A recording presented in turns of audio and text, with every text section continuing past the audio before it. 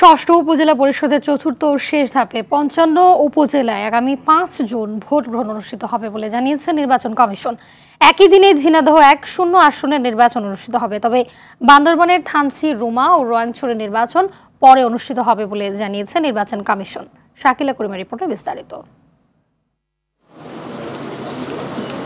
আসন্ন ষষ্ঠ উপজেলা পরিষদের চতুর্থ ও শেষ ধাপে ৫৫ উপজেলায় আগামী ৫ জুন ভোট গ্রহণ অনুষ্ঠিত হবে বলে জানিয়েছে নির্বাচন কমিশন। মঙ্গলবার বিকেলে আগারগাঁও নির্বাচন ভবনে ইসির ৩২তম সভায় এই সিদ্ধান্ত নেওয়া হয়।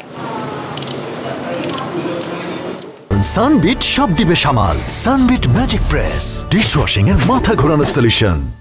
সভা শেষে ইসি সচিব জাহাঙ্গীর আলম বলেন, আগামী ৫ জুন দেশের ৫৪ উপজেলায় চতুর্থ ধাপের ভোট গ্রহণ হবে। এর সঙ্গে নওগাঁ জেলার মহাদেবপুর উপজেলার প্রার্থীর মৃত্যুতে স্থগিত হওয়া ভোটও এ ধাপে অনুষ্ঠিত হবে। এর উপজেলা হলো ৫৪টি এবং এর সাথে আমাদের নওগাঁ জেলার মহাদেবপুর উপজেলার একজন পদপ্রার্থীর মৃত্যুজনিত কারণে যেটা নির্বাচন স্থগিত ছিল সেটাও এর সাথে যুক্ত হবে, ফলে ৫৫টি উপজেলায় নির্বাচন অনুষ্ঠিত হবে। এছাড়া ঝিনাইদহ ১ আসনের সংসদ সদস্য আব্দুল হাইয়ের মৃত্যুর পর ০ আসনে আগামী ৫ জুন ভোট গ্রহণ করা হবে বলে জানান তিনি। মৃত্যুজনিত কারণে শূন্য পদ হয়েছিল ৮১, ঝিনাইদহ ১।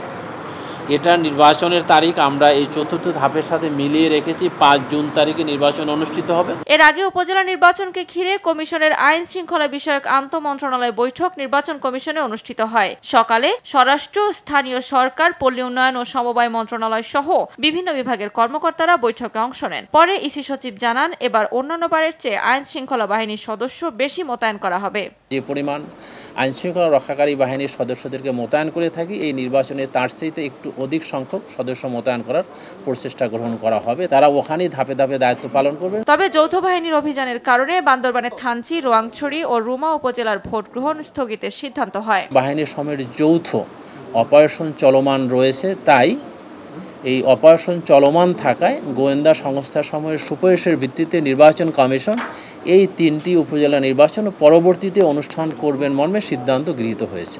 আগামী ৮ মে প্রথম, ২১ মে দ্বিতীয়, ২৯ মে তৃতীয় এবং ৫ জুন চতুর্থ ধাপের নির্বাচন অনুষ্ঠিত হবে। রিটার্নিং অফিসার দায়িত্ব পালন করবেন।